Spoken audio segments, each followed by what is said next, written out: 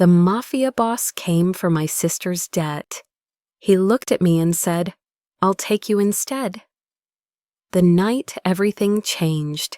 If I'd been smarter, I would have recognized it the moment I heard that knock. 3 deliberate raps that split the silence like a countdown to an execution. 3 precise beats, each one measured, each one inevitable. The clock read midnight. I had just returned from a 12-hour ER shift, hands still trembling, the sterile scent of antiseptic clinging to my sleeves. In my head, I recited the debts like a prayer. Tuition, Mom's hospital bills, the credit card, last month's rent. Hannah, my sister, was gone again, probably buried in some underground poker den, chasing luck she never had. I'd stopped trying to save her months ago, but whenever trouble came knocking, I was still the one who answered. Another 3 knocks, slow, calm, intentional. Not a neighbor, not a landlord, not Hannah, something colder. My fingers hovered over the doorknob. A voice inside screamed, "Don't open it." I did anyway. The man on the other side didn't belong in our world. The world of peeling wallpaper and flickering hallway lights. He wore a black suit tailored so perfectly it probably cost more than 6 months of my salary. White shirt, open collar, silver watch glinting beneath his cuff. He was beautiful in a way that hurt, all edges and ice, a face carved from marble, and eyes. Those eyes, gray like forged steel, still unreadable. The kind of eyes that kept their storms inside. "Dr. Elena Park?" His voice was smooth, low, dangerous, the kind that made you step back without meaning to. "I'm Adrian Voss." The name dropped like a blade. Everyone in San Francisco knew it. The man who owned half the city through private security empires, and the other half through silence. What do you want?" "Not what I want, doctor. What you owe." He tilted his head slightly, signaling his men to stay still. "Hannah Park is your sister?" A chill crawled up my spine. "Yes, what about her?" He reached into his jacket and unfolded a single piece of paper, a poker ledger. The number at the bottom made my stomach twist. $200,000. "She lost this tonight, and for some reason, she signed your name." My breath caught. The signature was hers, shaky, desperate. "She's reckless, but I can pay. Just give me time." "Time," he said evenly, "is the one thing I never give for free." His tone didn't rise, didn't fall. It was almost gentle.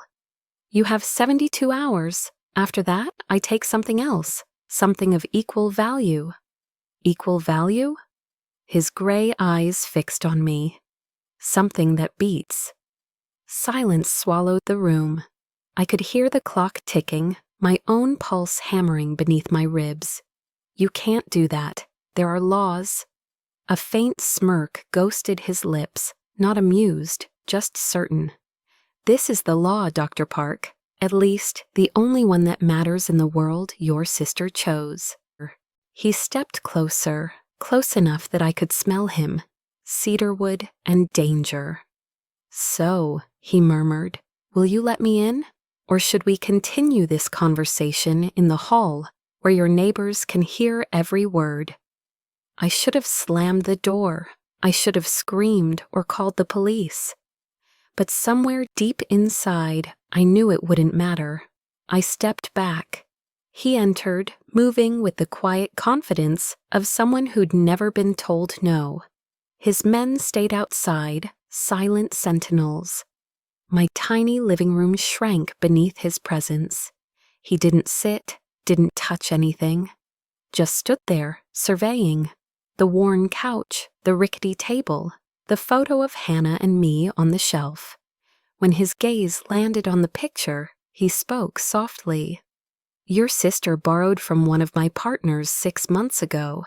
Small at first, she paid. Then the stakes doubled. Luck didn't." I bit my lip, said nothing, and in that moment I knew my life had just been placed on his table, and I'd already lost the hand.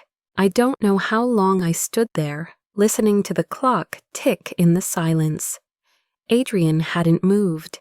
His eyes followed me, steady, waiting. Not for fear, he'd seen enough of that. Maybe he was waiting for me to break, but I didn't. I just said quietly, "If you came here for money, I don't have any." He tilted his head, gray eyes sharpening to steel. I know. There was no judgment in his tone, only fact, clean and cruel. I know you have nothing except hands that save lives and a heart that keeps trying to mend what's already broken. I froze. He had just described me perfectly, as if he'd been living my life. I know you work at San Francisco General ER Department, he continued. I know you've done 12 shifts in 7 days, that you live on coffee and protein bars, that your mother is in room 6B for renal failure, and that you've applied for a 3rd extension on your student loans. He paused. I know everything, Dr. Park. My throat went dry. You've been following me. Adrian gave a small shrug. I run a security empire. Curiosity is part of the job. He stepped closer, his tone lowering. And I didn't come here just to collect a debt. I swallowed hard. Then what do you want? He rested a hand on the back of my chair, tapping once, slow.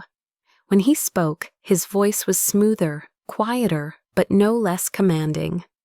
I want to offer you a deal. I let out a shaky laugh. A deal with a man I met 10 minutes ago, the same man who threatened to take something that beats from me? The corner of his mouth lifted slightly, not a smile exactly, more an acknowledgement. If I wanted that, doctor, we wouldn't be having this conversation. He straightened, adjusted his cuff. I need a private physician, someone skilled, discreet, and unflinching. My men can't walk into hospitals every time they're shot or stabbed. My pulse quickened. You're asking me to work for you? Not just work, he said, closing the distance between us.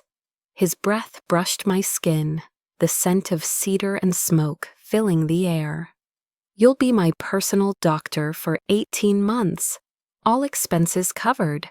No one will know where you are except me. My mind spun.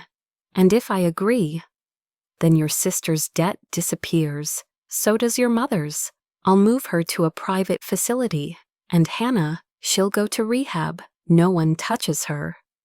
I stared at him, trying to find a trace of deceit. There was none. His voice carried the weight of truth, or something that felt like it. And if I refuse? He shrugged lightly. Then I collect differently. I won't kill your sister, he said softly, but I can't promise you'll recognize her when the debt's cleared. The air thickened. I turned away, chest tightening. Every part of me screamed not to do it, not to step into his world, not to trade freedom for debt. But behind my eyelids, I saw Hannah trembling, our mother gasping for breath, the unpaid bills stacking like gravestones.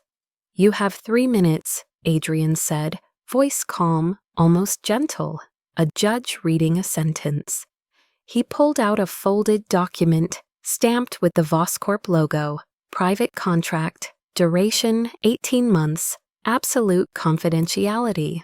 The paper was small, simple, yet it held everything left of my life. 3 minutes felt like 3 years. I thought of every oath I'd made as a doctor, to save, not to serve. But oaths, like bones, break under pressure. Finally, I looked up. Can you keep your word? He nodded once. I've never broken a contract, doctor. My breath trembled. I'll do it. I hesitated, then added, each word deliberate. But Hannah walks free, completely.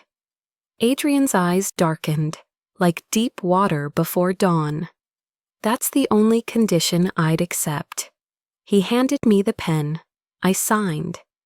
The ink bled into the paper, the scent of metal and cedar still lingering between us. And with that single stroke, I sold my soul to the devil. The pen was still in my hand when Adrian folded the contract, slipped it neatly into his jacket, and looked at me. The ink was still wet on my fingertips, sticky like a mark I'd never wash off. That was the moment I realized the line between my world and his no longer existed.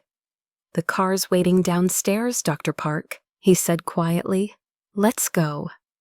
I didn't ask where. Fear or instinct told me that whatever the answer was, it would be the same. Follow me. A black sedan waited at the curb, gleaming under the rain. One of his men opened the rear door without expression. I slid inside, the leather cold against my skin. Adrian followed, wordless. The city slipped away behind us, a blur of light and wet asphalt. For miles, neither of us spoke. Only the rhythmic whisper of rain on glass, the steady sweep of wipers. With each turn, the glow of San Francisco faded until the dark swallowed everything. When the car finally veered onto a cliffside road, I caught a glimpse of the Pacific, endless, violent, roaring beneath us. And then I saw it, the Voss estate. It rose from the rocks like a fortress carved from night, its glass windows catching lightning in their reflection. It wasn't opulent, it was commanding, the kind of beauty born of danger. "Welcome home," Adrian murmured as the car stopped. The wind was sharp when I stepped out, slicing through my coat. The house loomed above, modern steel and dark stone. Inside, a long hallway stretched beneath a chandelier that looked like frozen rain. The scent of cedar and leather filled the air, familiar and unsettling. A middle-aged woman appeared, graceful, composed. "Good evening, sir." She turned to me with a soft smile. "I'm Mrs. Alvarez. Your room is ready, Dr. Park." Before I could ask what that meant, she gestured for me to follow. My footsteps echoed across marble floors. Black and white paintings lined the walls, no faces, just shadows and sharp lines. The room she led me to could have fit my entire apartment inside twice over. Everything was pristine, symmetrical, lifeless. Cream curtains, dark wood furniture, a bed too perfect to sleep in. On the dresser sat a box. Inside, a new phone, a smartwatch, 4 neatly folded outfits, no photos, no books, nothing of me. The door closed softly behind us. Adrian stood there. "Mrs. Alvarez has prepared your room," he said. "Anything you need, ask her. The phone," he pointed toward it, "is your only line of contact. It calls me and Alvarez, no one else." I stared at him. "So I'm a prisoner?" He met my gaze, unreadable. "This isn't a prison, doctor, but I can't have you wandering into danger, or anyone wandering to you." My lips parted, but no protest came. I just nodded. He continued, "Hannah will be transferred tomorrow morning to a rehabilitation center in Napa. Full care, private security. No one will touch her. I keep my word." A lump rose in my throat. I wanted to believe him. God help me, I almost did. When he left, I exhaled as if I'd been holding my breath the entire time. The silence pressed against me like a weight. Beyond the window, the sea slammed into rock, relentless. I showered, letting the hot water burn away the chill. But even with my eyes closed, I saw him, his eyes, his voice, the way he said my name, like a fact he owned. I climbed into bed and pulled the blanket tight. Sleep didn't come. Every creak, every whisper of wind felt like footsteps in the hall. Then the panic hit, sudden, brutal. My chest locked, my lungs seized. I couldn't breathe. My fingers shook as I tried to ground myself. The door opened softly. Adrian stood there, light spilling around him. He didn't speak at first, just set a glass of water on the table. "I heard you," he said quietly. "You're not fine." "I'm okay," I lied, my voice trembling. "Just panic sometimes." He pulled a chair, sat across from me, eyes steady. "Sometimes, or whenever you lose control?" I didn't answer. Something in his tone stripped me bare. He leaned closer, took my hand and wrapped it around the glass. "Breathe slowly. Drink." His voice was calm, methodical, the kind that could talk someone back from the edge. I followed breath by breath until my chest loosened. When I met his eyes again, they weren't steel anymore. They were steady light, clinical, precise, terrifyingly gentle. "Thank you," I whispered. He stood, paused at the door, his silhouette framed by shadow. "You should fear me, Dr. Park," he said. Then his voice softened, almost human. "Just not like that." The door closed, the waves thundered below, and for the first time, I couldn't tell if the fear in my chest was warning or something far more dangerous. I don't remember when I fell asleep. When I woke, the morning light filtered through thick curtains, painting silver lines on the unfamiliar ceiling. The sound of the ocean below was steady, like a heartbeat that didn't belong to me. Everything in the room was too perfect, sterile, precise, beautiful in a way that felt suffocating. Mrs. Alvarez was waiting in the hallway when I stepped out. "Breakfast is ready, Dr. Park." The dining room was vast and quiet, sunlight glinting off glass and polished steel. Adrian sat at the head of the table, sleeves rolled to his forearms, reading a newspaper. He looked up when I entered and gestured to the seat across from him. "Sit." It sounded less like an invitation and more like an order. We ate in silence. The coffee was strong and bitter. I could taste the sleepless night in every sip.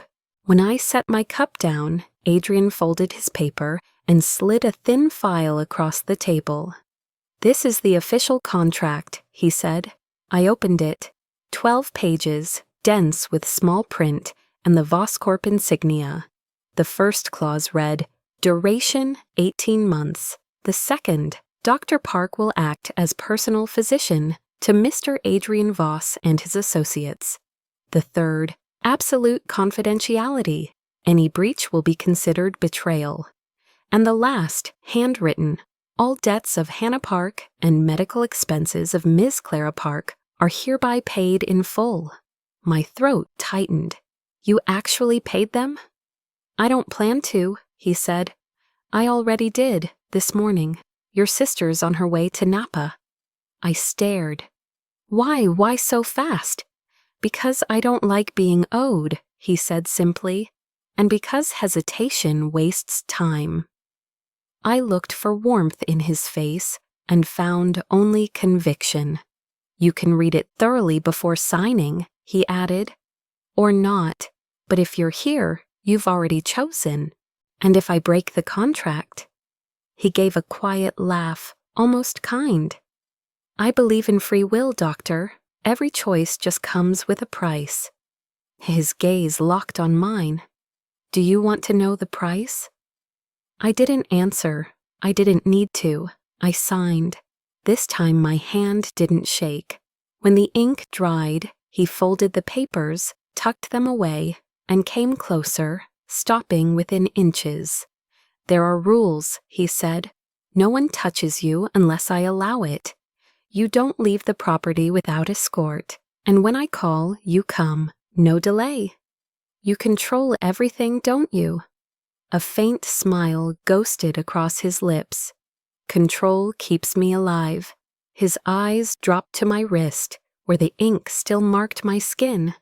and now it keeps you alive too." Later, in his office overlooking the sea, he spoke again. "You need to understand what your work entails." "The injuries you mentioned?" I asked. "Exactly. My men get hurt, often. You'll treat them before they get stupid enough to call an ambulance. So you want me to hide crimes?" "I want you to save lives," he corrected softly. "Criminal or not, they're still human.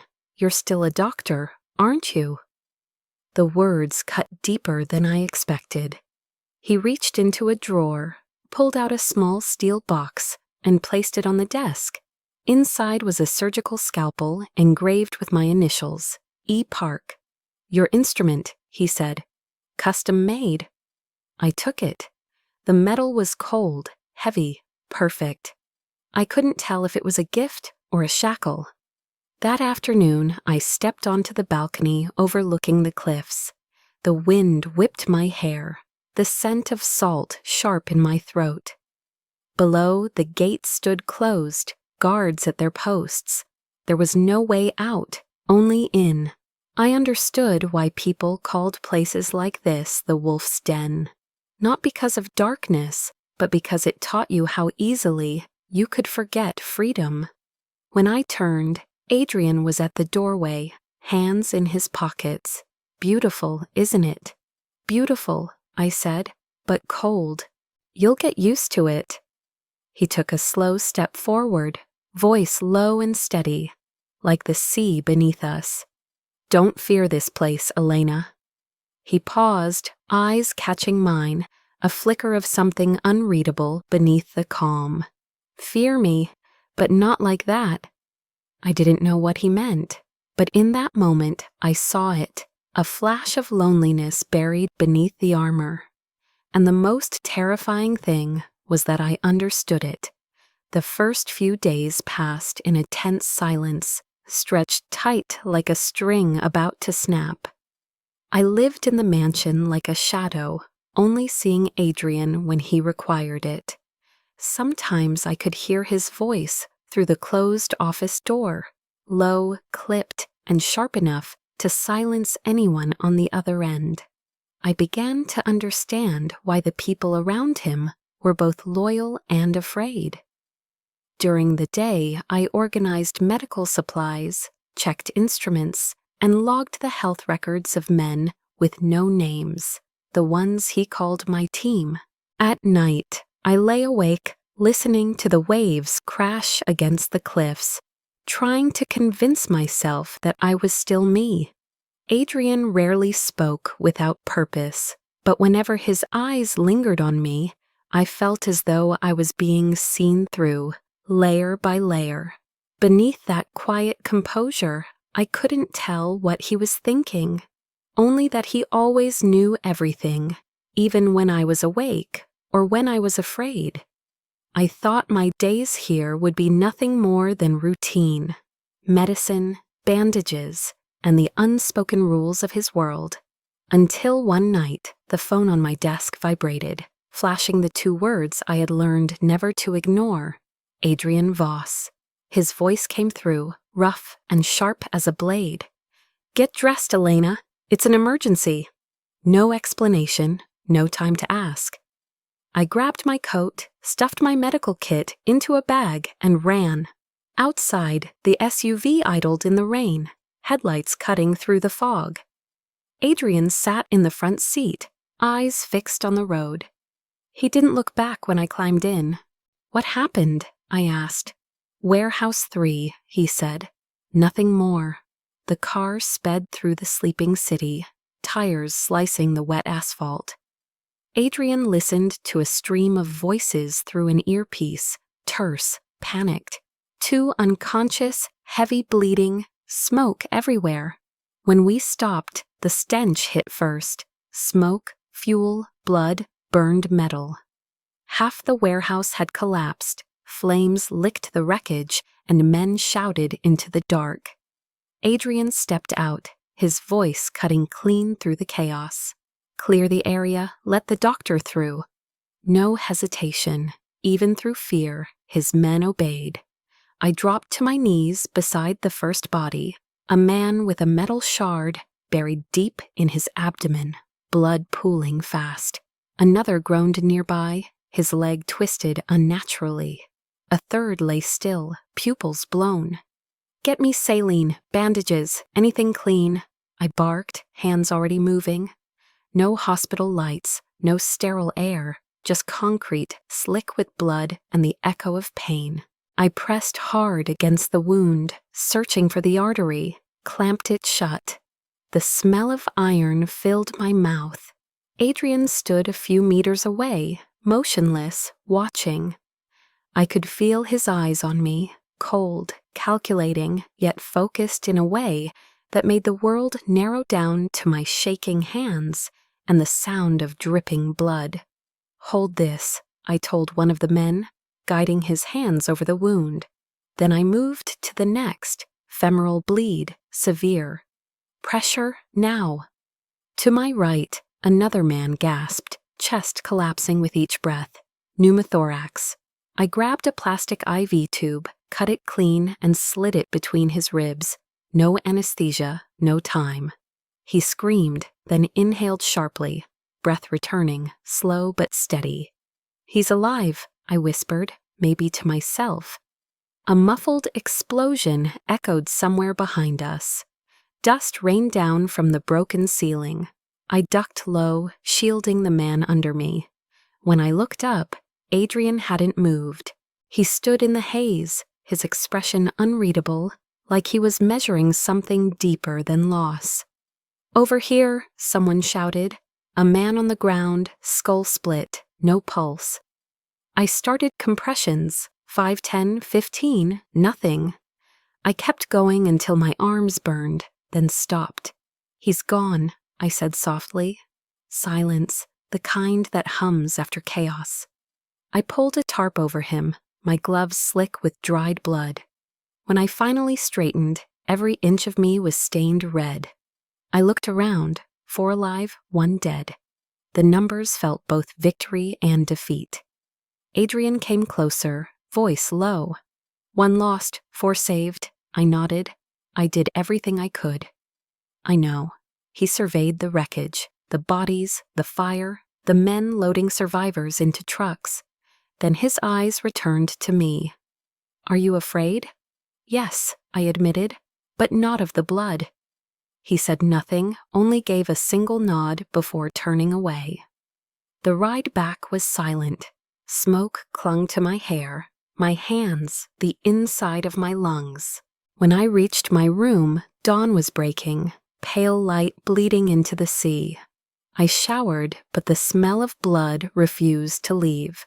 Then a soft knock. No one outside, just a folded note on the floor.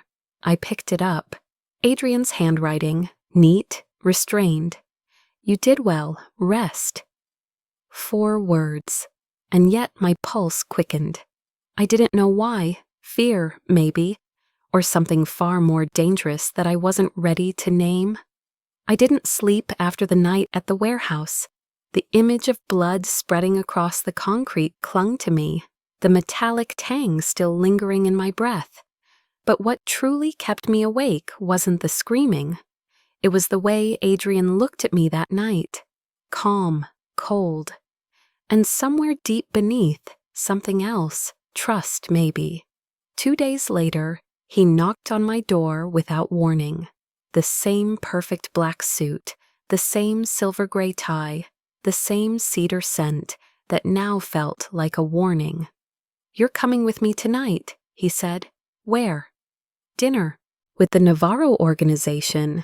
His eyes were unreadable. "Consider it a lesson in power." In the car, silence stretched between us like a held breath. The city outside gleamed with light, but inside the car it was nothing but shadow and the hum of the engine. I could feel tension humming off him, every message, every short reply. This wasn't dinner, it was war.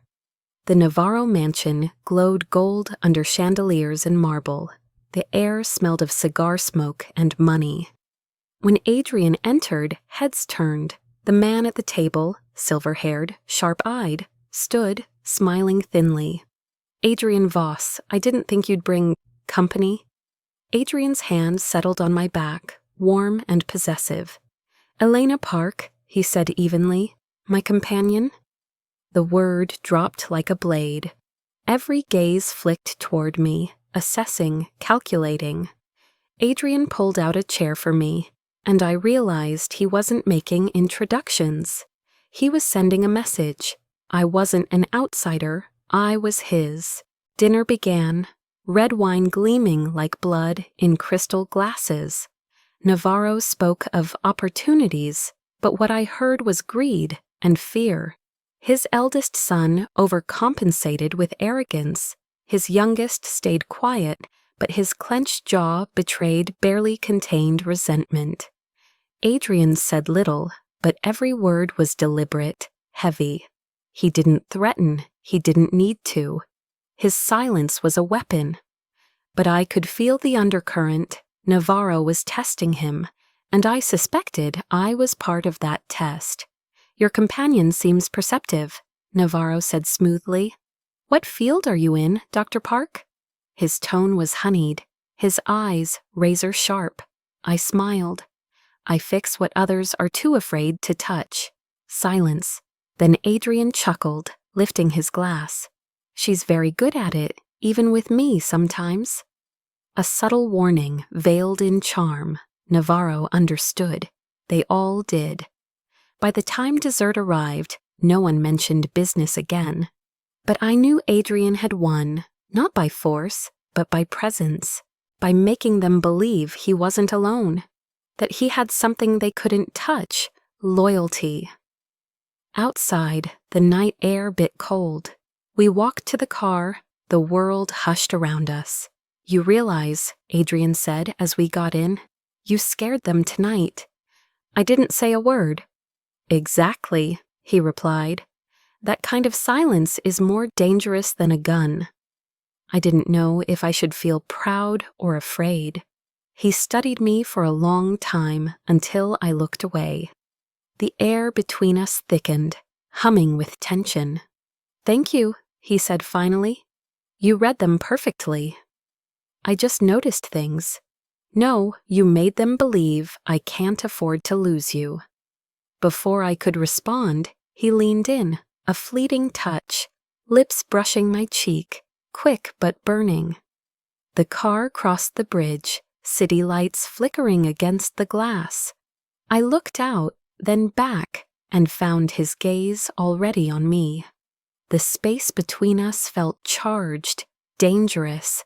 I don't know who moved first, but when his mouth found mine, the world outside ceased to exist.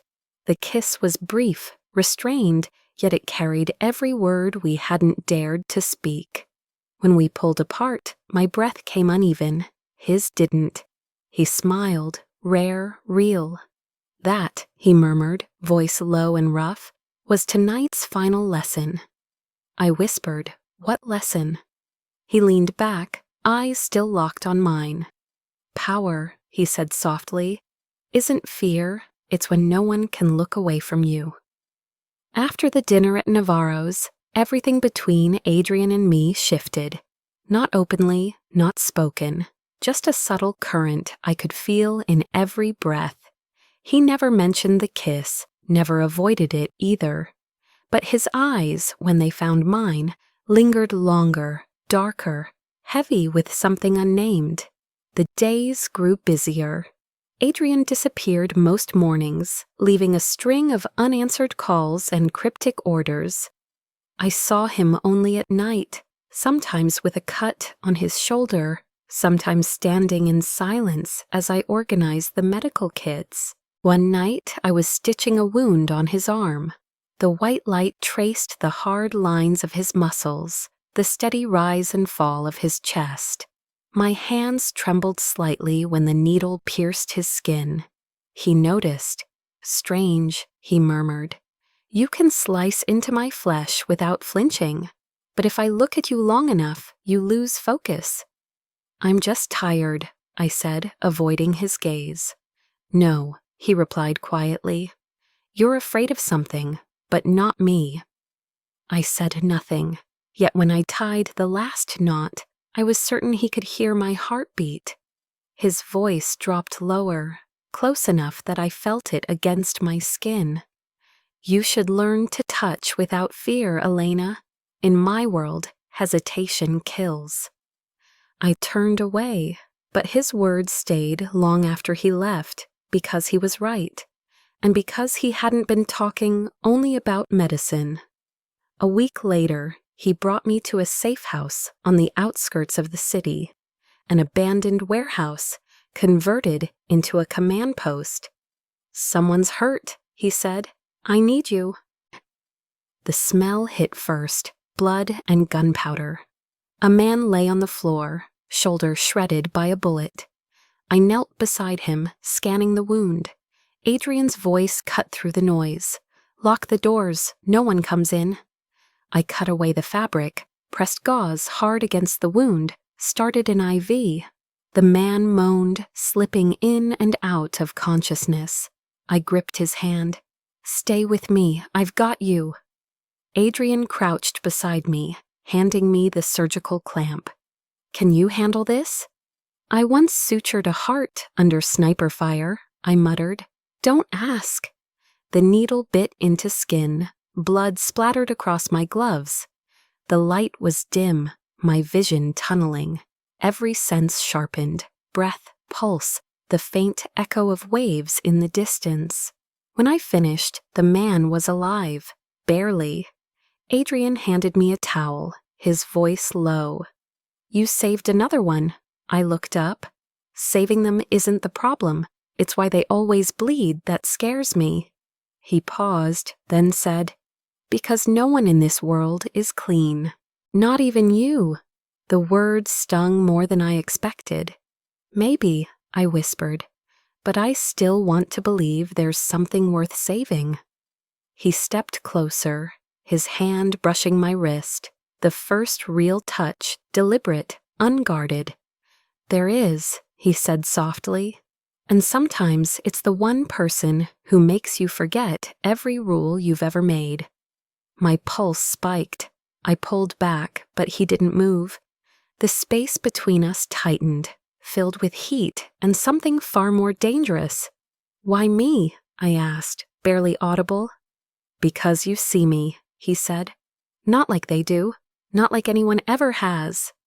I should have stepped away. Instead, I froze as his breath brushed my neck. I'm just your doctor, I whispered. He shook his head slowly. You stopped being that the night at Navarro's. The air between us thickened. I could feel the warmth of him at my back, the tension coiling in the silence. Then his hand rested on my shoulder, gentle, deliberate. I turned and his eyes met mine, dark and burning. I've tried to keep my distance, he said hoarsely. But every time you look at me like that, I forget why I should. Before I could speak, his lips found mine. The kiss wasn't a demand. It was a collision, fierce, consuming, and terrifyingly human. I should have stopped it. Instead, I clutched his shirt, pulling him closer. Blood, sweat, and smoke tangled in the air. For a moment, I forgot who I was, doctor, hostage, or something far more dangerous. When he finally pulled back, his breath trembled against my lips. You shouldn't be here, he said, voice raw. But I can't let you go. I met his gaze, heart pounding. You think I'm afraid? He smiled faintly, a shadow of something real. I think, he said, you're afraid of what's already begun between us. That night, back at the mansion, I couldn't wash the scent of blood from my hands. My heart hadn't slowed, my thoughts refused to settle. And for the first time, I realized he was right. The fear I felt no longer pointed at him. It was aimed squarely at myself. I thought after that night, there would be distance between Adrian and me. Silence at least, enough to let the air settle. I was wrong. He didn't avoid me. He didn't pretend nothing had happened. Every morning he was there in his office, composed as ever, but each time his gaze brushed over me, it lingered, just long enough to make my pulse stumble. 2 days later, Mrs. Alvarez knocked, holding a long box. "The master asked that you wear this tonight." "What's happening tonight?" "A gala at the Astor Club," she said, smiling faintly. "He rarely brings anyone with him." Inside the box lay a deep red silk dress, simple, exquisite. The fabric slid between my fingers like liquid. My heart tightened.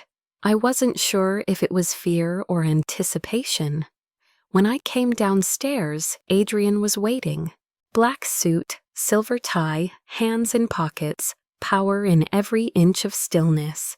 His eyes paused on me, and something unreadable flickered there before he murmured, "Better than I imagined." "I don't belong in places like that," I said softly. "You do," he replied, "as long as you're with me." The car stopped at the Astor Club, a restored old building, all gold light and secrets. When we entered, every head turned. Adrian's hand rested at the small of my back, steady, possessive, undeniable. A woman approached, all curves and confidence. "Valeria Navarro," Adrian introduced. She smiled sharply. "So this is the famous doctor." "I wouldn't say famous," I said politely. Her eyes swept over my dress. "Nice taste. Adrian's always had a thing for well-dressed pets." The words sliced clean through the air. I froze, but Adrian's hand tightened at my waist. His voice was soft, lethal. "Careful, Valeria. I don't share what's mine, especially not for cheap insults." The ripple that followed was immediate. Valeria's smirk faltered. Adrian turned to me, gentler. "Don't let them make you question where you stand." "What's mine?" The phrase burned into me long after we walked away. The evening blurred into a mix of champagne, laughter, and unspoken threats. Adrian barely left my side, always aware, always in control, until a voice behind me broke the rhythm. My brother always did have an eye for pretty ornaments. I turned. The man who spoke had Adrian's gray eyes, but lighter, blurred with wine. His smile was crooked, too wide. "Sebastian Voss," he said, offering a hand. "So you're the reason he's pretending to have a heart?" Adrian appeared instantly, his voice cold. "Sebastian, not here." "Not here?" Sebastian laughed. "You mean not in public, or not in front of your new doctor?" The room stilled. Conversations faltered. Adrian's jaw tightened. "Walk away." Sebastian stepped closer, eyes gleaming. "Tell me, brother, do they know that the man they fear built his throne on our father's grave?" Gasps rippled. Adrian didn't move, didn't speak. The air around him froze. Sebastian's voice cracked with bitter laughter. "Or maybe you told her the fairy tale, that it was a hunting accident?" The slap came before I could think. My hand stung. Sebastian's head snapped to the side. He blinked at me, surprised, then laughed darkly. "Ah, so she defends you now." Adrian grabbed his brother by the collar, dragging him toward the balcony. Golden light spilled across their faces. The same eyes, the same fire, twisted in opposite directions. "Don't make me repeat our father's mistakes," Adrian said quietly. Sebastian's smile broke. "You already did." For a heartbeat, I thought Adrian would throw him over. Guards moved in. I stepped forward, catching his arm. "Adrian, stop." My voice shook, but my hand held firm. "No more blood. Not tonight." He froze, muscles tense beneath my fingers. Then, slowly, he released Sebastian. His brother stumbled back, breathing hard, eyes glassy. "There it is again," he whispered. someone keeping you from becoming the monster you already are. He left without looking back. The music resumed, but the night never recovered its rhythm.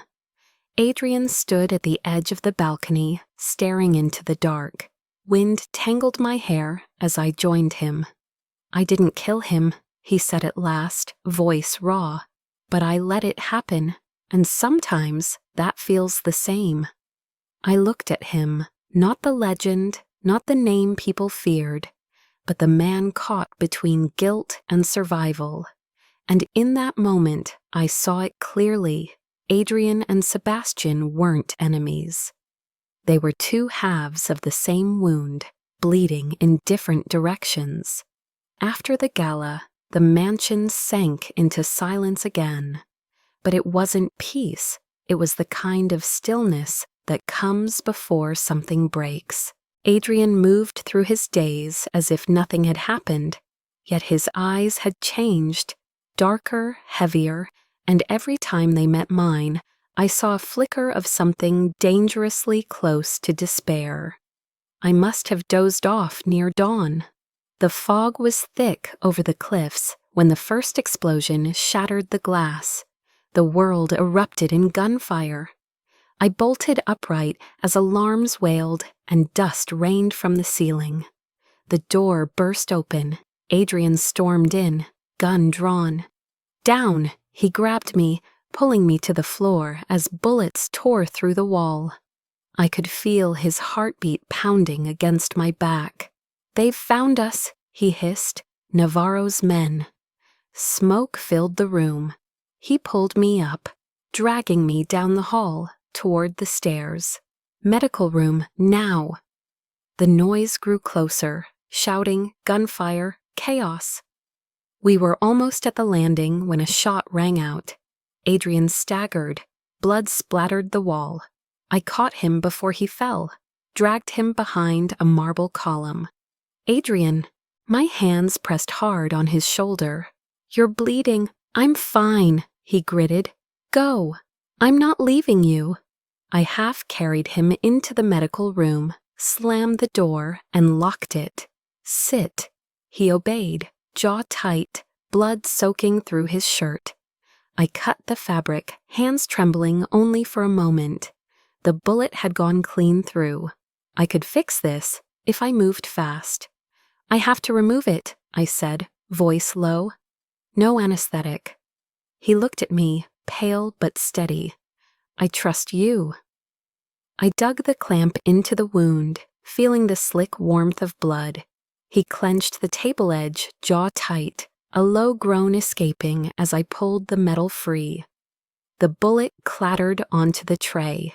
I stitched him quickly, efficiently, while the muffled chaos outside faded into something distant. "It's over," I whispered, wiping his forehead. He looked up at me, breathing hard. "You're not afraid, are you?" "I'm terrified," I said, "of losing you." The words hung between us, raw, unplanned. He gave a broken laugh, the sound rough. "Maybe it's time I did. Maybe that's what I deserve." "Don't," I said sharply. "You don't understand." His eyes were hollow, stripped of armor. Sebastian was right. I killed our father. My breath caught. "No, he was dying," Adrian said quietly. "Cancer." The pain was unbearable. He begged me to end it, so I did. I told myself it was mercy, that it was for the organization.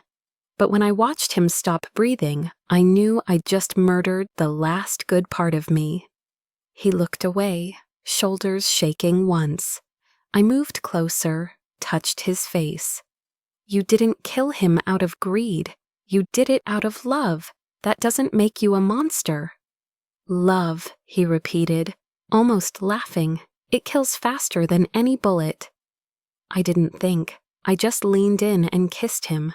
It wasn't soft, it wasn't careful, it was desperate, a collision of pain and relief, fear and need. He kissed me back, hands trembling as if he didn't trust the world to hold still. Blood and smoke clung to our skin. The alarms faded into a dull roar. He pulled me close, voice breaking against my ear. If there's a hell, I'd go there gladly, as long as you're in it. I lost track of time. There was only the heat of his skin, the thrum of life under my palms, the pounding of our hearts drowning out the chaos outside. When my lips found the wound on his shoulder, he shuddered. I thought I couldn't feel anything anymore, he whispered. But you terrify me, Elena. Not because you could kill me, because you make me want to live. I pressed my head against his chest, listening to the rhythm beneath the storm. Flames reflected through the shattered window, painting the room in shades of crimson and gold, destruction and rebirth intertwined. When I looked up, his eyes caught the firelight.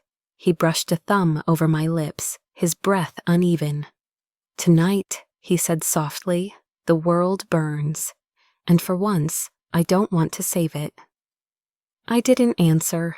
I kissed him again, deeper, fiercer, as if there were nothing left beyond this room, beyond this moment, beyond the two of us in a world collapsing in flames. Dawn came slowly, as if the sun itself hesitated to shine on what was left after the night of fire. Smoke still lingered over the cliffs, mingling with the metallic scent of blood. The mansion was silent, the kind of silence that follows survival. I woke in the medical room, clothes stiff with dried blood. Adrian lay on the bed, his shoulder bandaged, face pale but peaceful. For the first time, I saw him asleep, not as the untouchable ruler, but as a man who had carried too much for too long. A knock broke the stillness. Marcus entered. "Sir," he said quietly, glancing at me, "Sebastian Voss has been captured." Adrian's eyes opened instantly. "Where?" "South Docks. He tried to flee with Navarro's men." Adrian sat up, wincing. "Bring him here." They dragged Sebastian into the grand hall. I stood on the balcony above, watching. His face was bruised, blood crusted at his temple, but his spine was straight. His gray eyes, Adrian's eyes, burned with defiance. "What now, brother?" he sneered. "You'll kill me in front of her, or let her stitch the hole when you're done?" Adrian froze. "You chose the wrong side." "No," Sebastian rasped. "I chose freedom, the thing you'll never understand." The tension was unbearable. Adrian drew the dagger from his belt. I thought he would strike, until my voice cut through the air. "He's not your enemy." Adrian turned. I descended the stairs, my heartbeat loud but steady. "If you kill your brother, they'll see a tyrant, but if you spare him, they'll see a leader." Sebastian laughed bitterly. "Listen to her, Adrian. She's teaching you about power." Adrian said nothing, but his eyes locked on mine. I could see the war inside him, the urge to destroy, the fear of mercy. Then the heavy doors opened again. Valeria Navarro entered, pale, trembling, her pride stripped away. Behind her, two men knelt in chains. "Adrian Voss," she said, voice cracking, "we come to beg for mercy. The Navarro family will accept exile. Just don't kill us." The hall fell silent. Adrian stood motionless, his shirt still stained with blood. "You ask for mercy," he said. "Do you know how many of mine died last night?" Tears streaked her face. "I know, and I accept the cost." I stepped beside him. "You once asked me what I believe in," I said softly. "I believe real power isn't in who you can kill. It's in who you choose to let live." He looked at me, and something inside him shifted. "If I let you decide?" he asked quietly. "Conditional amnesty," I said. "They leave this city, stripped of everything. The moment they return, you'll have your justice." Silence. Then Adrian nodded. "Her word is law," he declared. "Elena Park grants you life, Don't waste it." Valeria bowed low. "Thank you, Doctor." When they were gone, Adrian turned to me. "You saved the people who wanted you dead. Do you know what mercy costs, Elena?" "Yes," I said. "It costs perception. People will think I'm weak. But if mercy stops the bleeding, I'll take that price." He gave a quiet laugh, not cruel, but almost reverent. "You're not weak. You just made everyone in this room bow their heads, including me." He took a step closer. "I've spent my life believing fear is power, but today—" His hand brushed my cheek. "You showed me there's power in being seen, in being respected." I didn't speak. The sea wind poured through the shattered windows, cool and clean. Morning light fell across his face, softening every sharp edge. "What about Sebastian?" I asked. Adrian looked toward the courtyard where his brother was being held. "He lives, not because he deserves it, but because I can't bear another sin." I nodded. His expression softened, the faintest trace of peace in his eyes. "You reminded me," he said, "that sometimes forgiveness is the highest form of dominance." I held his gaze. For the first time, he didn't stand above me, he stood beside me. And I realized that in this world of fire and blood, mercy was the only weapon sharp enough to cut through the dark. For once, Adrian Voss didn't rule by fear. He ruled by the grace of a heart he thought he'd lost. And for the first time, we were equals, bound not by violence, but by mercy itself. After that morning, when Valeria and the remaining Navarro family left the mansion in silence, the air was thick with the scent of sea salt and gunpowder. I thought maybe, just maybe, we had reached some fragile kind of peace. But peace in Adrian Voss's world was always an illusion, only a thin pause between two storms.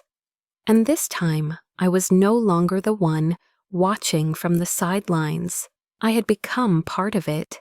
In the days that followed, Adrian barely left his study. Stacks of files arrived, phone calls stretched deep into the night, and I, instead of staying in the medical wing, was called into his office. No introductions, no explanations, only his calm voice. "Sit down, Elena. I want you here." At first, I thought he meant for me to listen, but between the reports and strategies, Adrian began asking for my opinion. "If it were you," he said without looking up, "how would you handle this?" I hesitated, unsure if he truly wanted an answer, but then I said, "I wouldn't choose fear, I'd choose faith." The room fell silent for a few seconds. The men around the table turned to look at me, suspicion and curiosity mixing in their eyes. Adrian set down his pen, his voice low but certain. "Write that down, faith before power." Just one sentence, and the entire atmosphere changed. I realized at that moment that my place there was no longer just as a doctor to be protected. I had become part of the world I once feared. That night, when I left the meeting room, Marcus, Adrian's loyal lieutenant, crossed paths with me. He stopped, a faint smile playing on his lips. "You know, they've started calling you the Queen of Voss." I gave a small laugh, trying to hide my unease. "I'm no one's queen." "Maybe you believe that," Marcos said, "but they don't. Around here, there are only two people who can make the boss change his mind, and one of them is you." That sentence haunted me all night. The next day, I was given a small office along the eastern corridor, the floor reserved only for Adrian and his inner circle. From there, I read files, reviewed business plans, and oversaw medical operations for his people. Everything passed through my hands, and everyone learned to wait for my approval before acting. I was no longer healing with needles and thread. I was saving or controlling an entire network of living, breathing chaos. At night, I still changed Adrian's bandages. His shoulder healed slowly, though I suspected he was keeping the excuse to make me stay longer. I studied the scar under the dim light, the pale new skin rising like soft silk, and whispered, "You should rest more." He smiled faintly. "As long as you're here, I'll always have a reason to stay alive." I said nothing. My heart was beating too fast to be rational, as if my body was betraying my mind. One afternoon, a letter arrived from Valeria. The handwriting was delicate, the ink slightly smudged. He kept his word, and perhaps because of you, we still remember what it means to be human. I read it over and over until the sunlight faded. For some reason, the letter didn't bring relief, only a heavier kind of weight. People had started calling me by strange names: the Red Queen, the Queen of Voss, the Heart of Voss. I didn't feel proud, I felt afraid, because sometimes in the reflection of the mirror, I caught Adrian's gaze, staring back at me, calm, cold, and distant. I remembered one night, during a late meeting, Adrian stood up, looking around the room before saying, "Since she came, I've learned something. Power isn't about making people obey, it's about making them believe." The men laughed softly, but their eyes on me weren't curious anymore. They were acknowledging. That night, we went out to the balcony. The wind carried the scent of salt and the faint trace of his cedarwood cologne. I looked down at the crashing waves below. "Do you regret it?" I asked, "letting me into this world?" He didn't answer right away.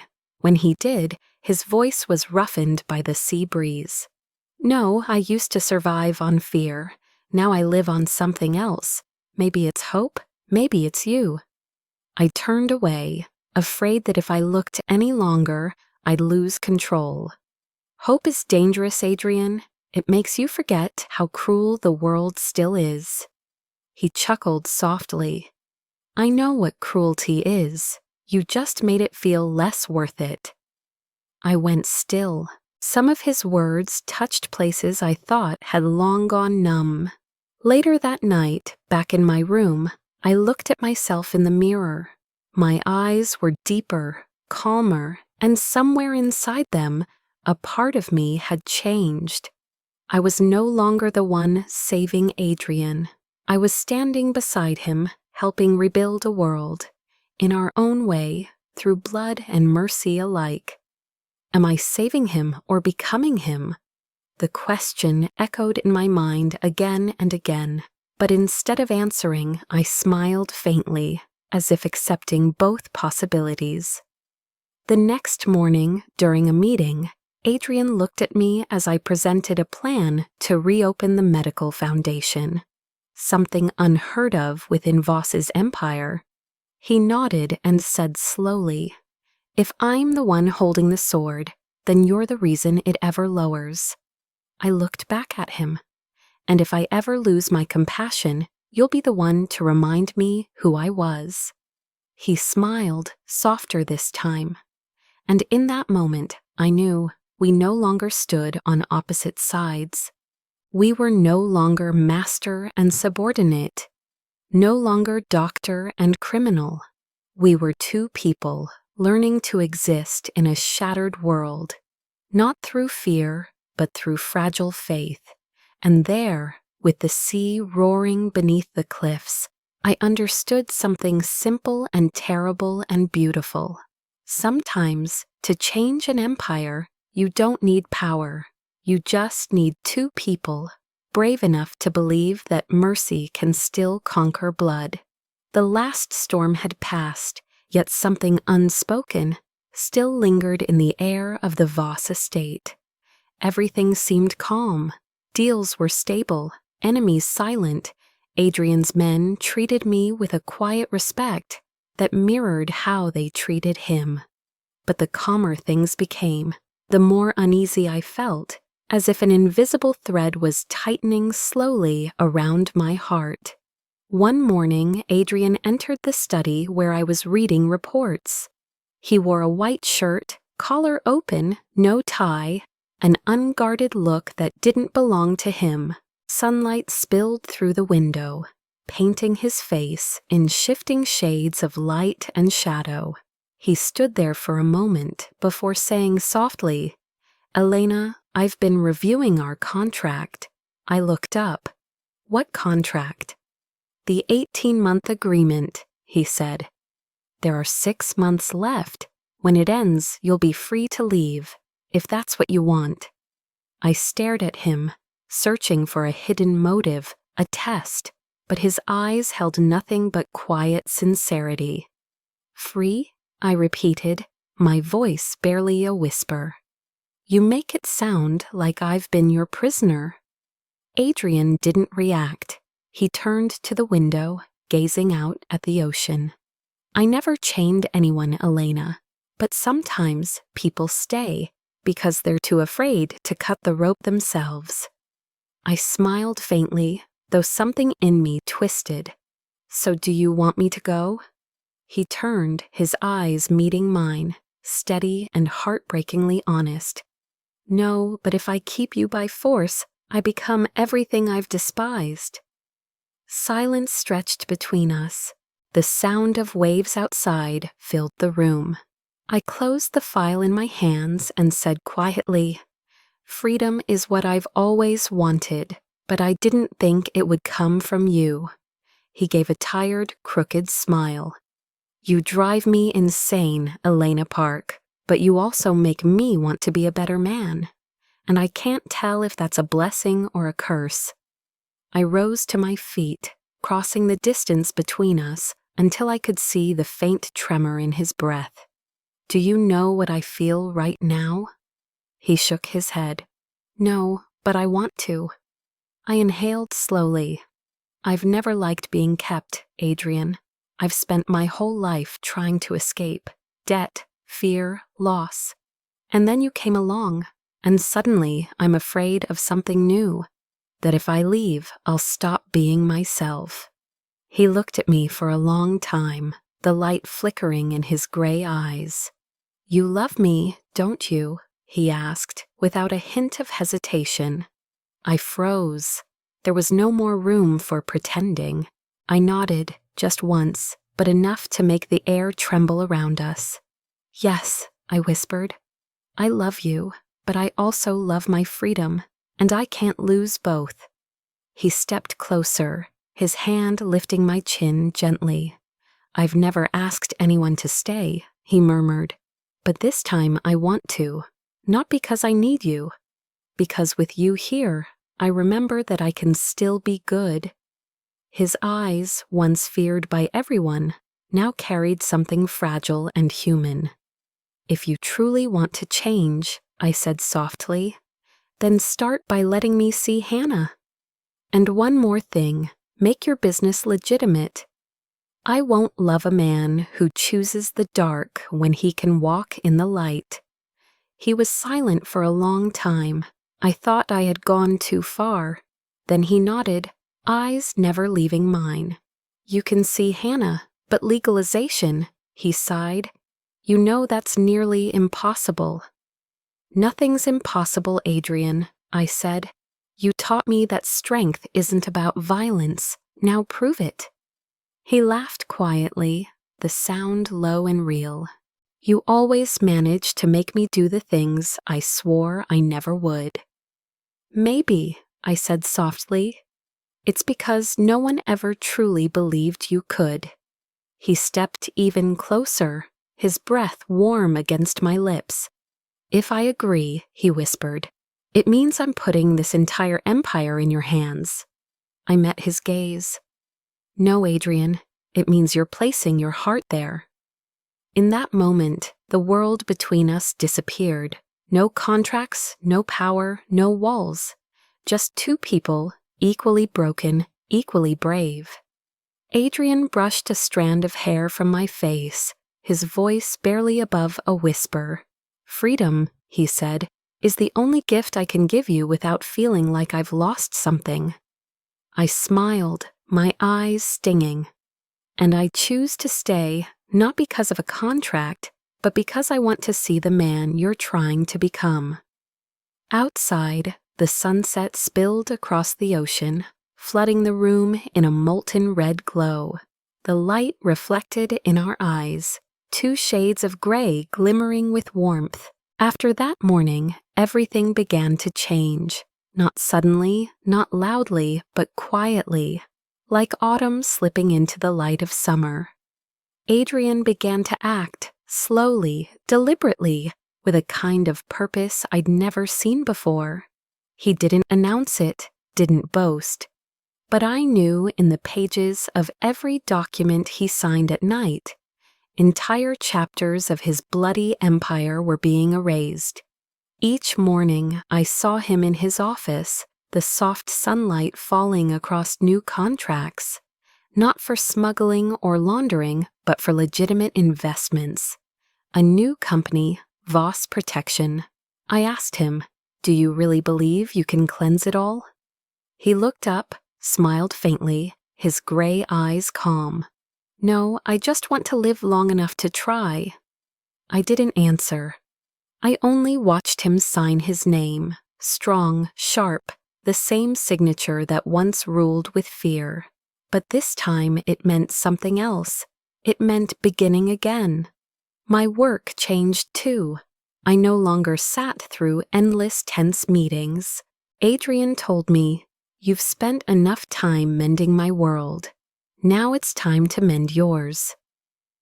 Together, we opened a free clinic in the Southern District, the same place that once served as a hub for his underground operations. I named it Clara's Hands after my mother.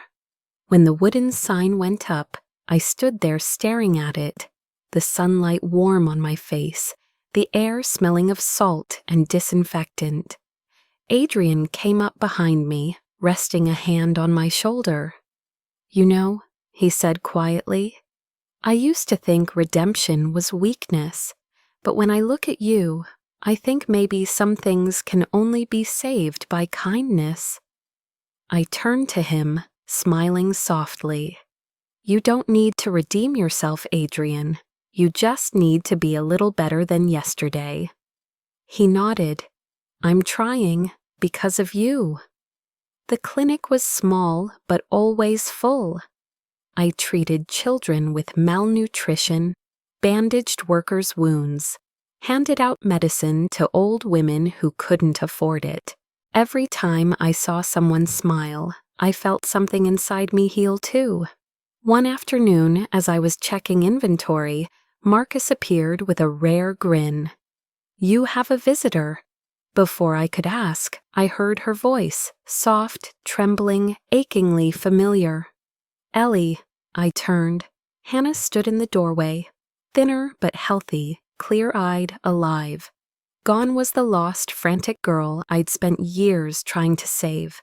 This Hannah stood tall, calm, whole. I ran to her, pulling her into my arms. We both cried, words useless. When we finally pulled apart, she wiped her tears, smiling. "He said you saved this whole city, but really, you just saved him." I laughed through my tears. "You met Adrian?" "Yes," she nodded. "At the recovery center he funds. I heard he stopped everything, the trafficking, the laundering, all of it. I didn't think anyone could change him, but you did." I shook my head. "No, Hannah, he changed because he wanted to. I just reminded him that he still had a heart." Adrian appeared in the doorway, watching quietly. He didn't speak. Hannah approached him and held out her hand. "Thank you." He shook it, his expression softer than I'd ever seen. "No," he said. "Thank you for giving your sister a reason to stay." That night, after the clinic closed, I stepped outside. The ocean shimmered under the moonlight. Adrian stood beside me, holding a small black box. "I have something for you," he said. I smiled. "Another contract?" He chuckled. "No, this one doesn't come with terms." He opened the box. Inside was a thin silver ring with a small sapphire at its center, deep blue like the sea. Under the lamplight, it glowed softly, humbly, purely. "It's a promise ring," he said, voice low. "Not to bind you, but to remind me that I'm still trying to be the man you see." I froze. Of all the things he could have given me, this simple token, pierced deepest. "You don't have to promise me anything, Adrian," I whispered. "Just keep being this version of yourself." He took my hand, slipping the ring onto my finger, his eyes never leaving mine. "I spent my life learning what power is," he said, "but I had to meet you to understand what salvation means." I didn't reply. I leaned my head against his shoulder, listening to the steady rhythm of his heartbeat.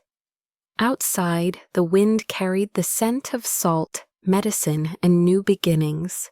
For the first time, I wasn't afraid, not because I'd been given freedom, but because this time I had chosen to stay. A year had passed since the day Adrian slipped that silver ring onto my finger. Everything had changed, not suddenly, not dramatically, but quietly, like dawn rising over the ocean after a long night. The Voss mansion still stood on its cliff, but it was no longer a fortress of secrets and shadows. It had become a home, filled with laughter, with music from the living room, with the scent of coffee in the morning and the sound of waves crashing below, the only echo left from the past. I woke each morning before Adrian. The first light of day spilled through the window, glinting off the silver ring, casting a small reflection on the white sheets. Beside me, he still slept, his face peaceful, so still that sometimes I forgot who he had once been. Not the man who made a city tremble, but the man I had chosen to stay with. The harshness was gone from his features, replaced by a calmness that only comes to those who have survived the storm and finally learned how to breathe again. After breakfast, I went to Clara's Hands, the clinic we built. It had grown into a community health center with 3 doctors and dozens of volunteers. On the white wall hung my mother's photograph, her smile soft as sunlight. Beneath it was a sentence Adrian had once written by hand. "No one was ever born to be left behind." Every time I read it, peace washed through me. The kind of peace that comes from knowing that even if the world is still broken, I'm walking in the right direction. Hannah worked beside me now, healthy and strong. She had become a counselor for young addicts, speaking to them with the authority of someone who had lived it.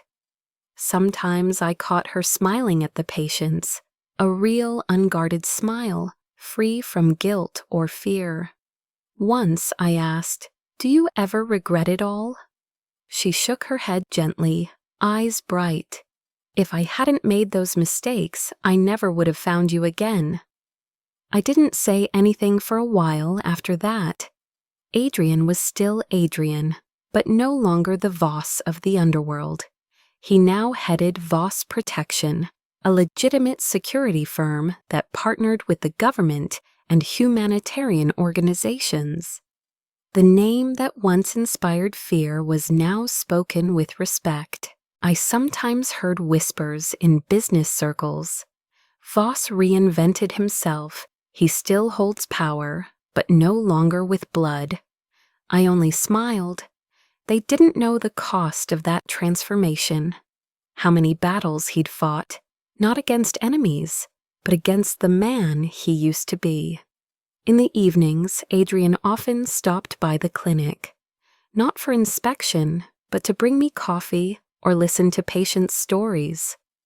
When he appeared, the room always seemed to brighten, not because of how he looked, but because of the quiet that followed him. Sometimes he sat nearby, silently watching me work.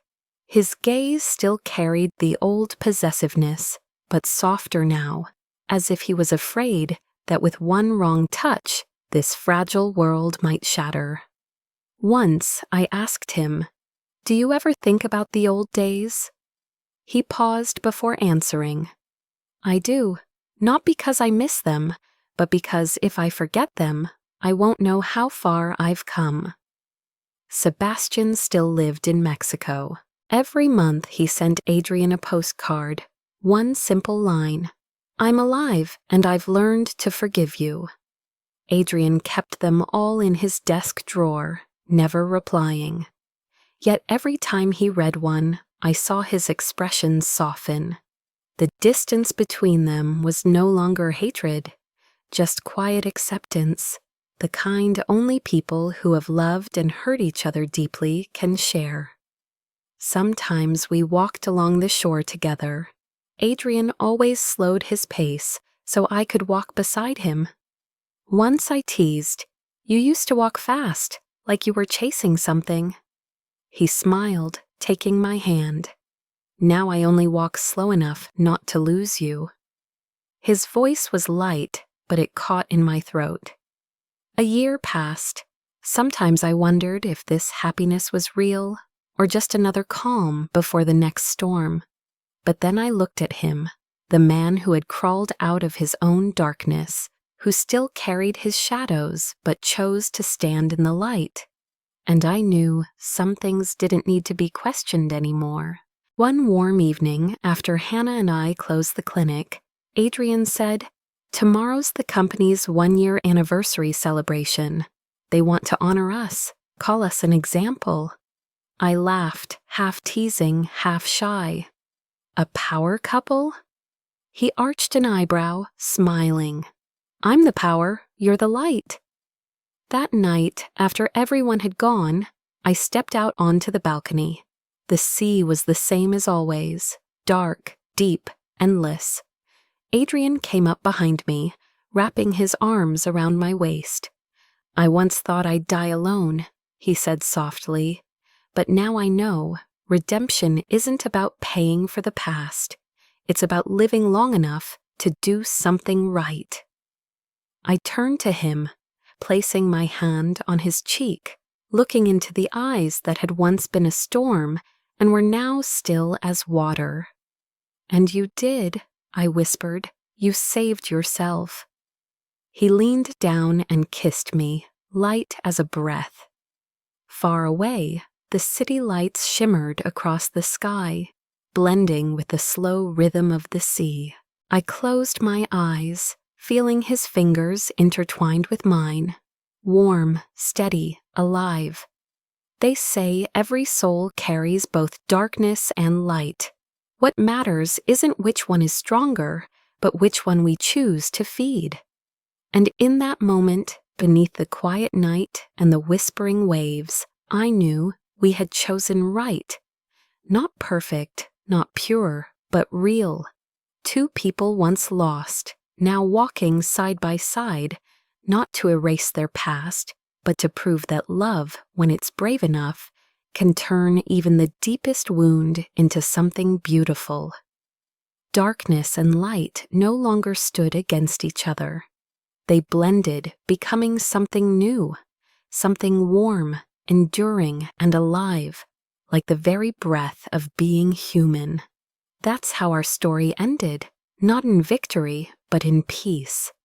And at the very end of this long road of redemption, I realized to love the right person is, after all, the truest form of freedom.